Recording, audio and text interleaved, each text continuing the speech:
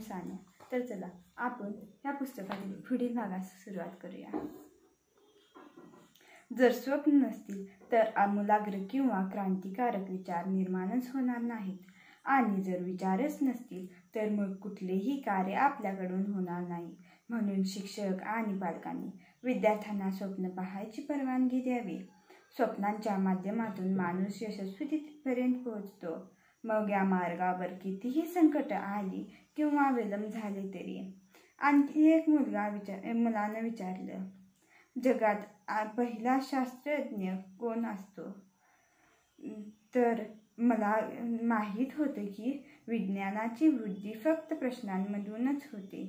प्रश्न हाच विज्ञानाचा पाया आहे, आणि शिक्षक व पालक हे पूर्णपणे जाणतात की मुलांकडे न संपणारे प्रश्न असतात.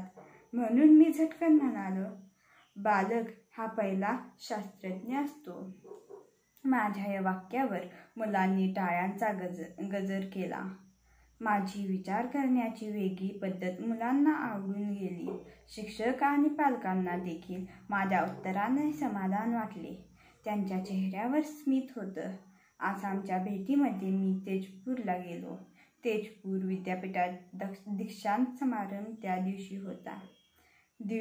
शिवाय त्या विद्यापीठाकडून मला प्रदान करण्यात येणारे डॉक्टरेट ही मला स्वीकारायची होती. दीक्षांत समारंभानंतर मी शाळेतल्या विद्यार्थ्यांना उत्सुकतेने भेटायला गेलो.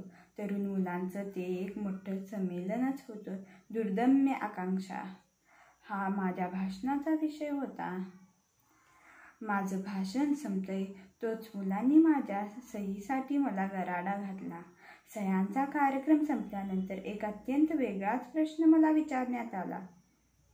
तो असा, ब्रह्मपुत्रा नदीला सतत महापूर येत असतो.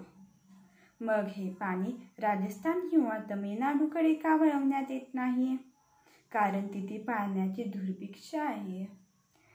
अशा नवप्रवर्तक कल्पना फक्त मुलेच करू शकतात. प्रौढ आणि मोठी माणसे काय काय अशक्य आहे हेच फक्त पाहत असतात. या प्रश्नात कमालीची ताकद होती. मी या प्रश्नाने पूर्णपणे निष्प्रभ झालो. मला खात्री होती की अगदी खुद्द पंतप्रधान सुद्धा या प्रश्नाचं उत्तर देऊ शकणार नाहीत. नद्या राज्यांच्या अखत्यारीत येतात आणि नदीच्या पाण्याच्या वाटपावरून राज्यात भांडण पेटतात हे सत्य मी या निरागस मुलांना कसं सांगणार होतो? वास्तविक असं करण्यानेच सर्वत्र सुजलाम सुफलाम होणार होते. पण सध्या ब्रह्मपुत्रासारख्या नद्यांना महापूरच येत राहणार आणि पाण्याचा बराचसा भाग दरवर्षी समुद्रात जाणार हे सत्य आहे. मी काय उत्तर देऊ?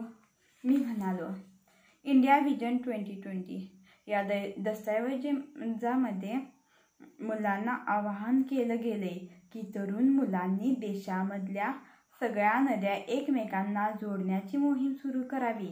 तरुणांच्या मनाची ताकद अफाट असते. असं माझं स्पष्ट मत आहे.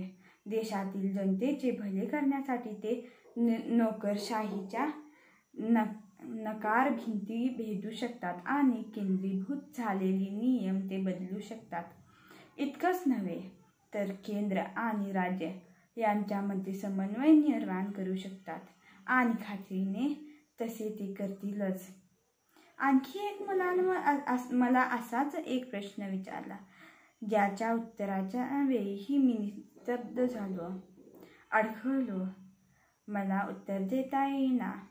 त्यानं विचारलं होतं, सर, आम्ही मोठे नेते वेगवेगळ्या ठिकाणी गेलेले पाहतो, पण ते आमच्या इकडं येत नाहीत, आमच्याशी बोलत नाहीत.